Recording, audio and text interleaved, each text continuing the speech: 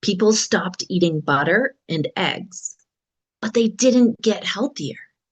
In fact, obesity rates increased. Why? Because when we removed the fat, we introduced a much more dangerous ingredient. Fats provide texture and flavor to food. When food companies manufactured fat-free products, the food tasted bland, like cardboard. To fix this, they added refined sugar and high fructose corn syrup. They marketed these as healthy because they had zero fat, but they were actually metabolic nightmares.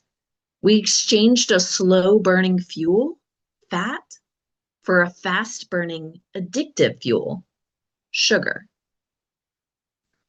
This is where the science gets interesting. When you eat sugar, your body produces insulin to manage your blood sugar. This causes a massive spike in energy, followed by a dramatic crash. When your blood sugar crashes, your brain sends a signal. I'm hungry. Eat more sugar. This is why you can eat a large bowl of sugary cereal and feel starving just an hour later.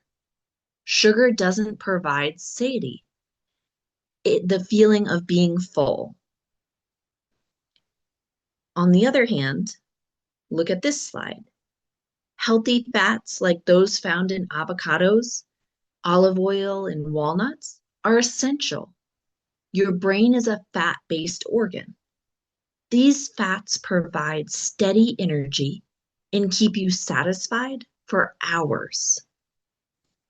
The real danger is hidden sugar. It's not only in desserts. It's in your salad dressing, your healthy granola bar, and even your bread. You need to start looking at the ingredient list, not just the calories.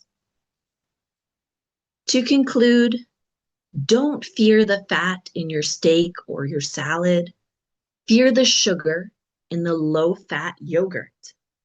Your body knows how to process real whole foods, but it struggles with refined sugars.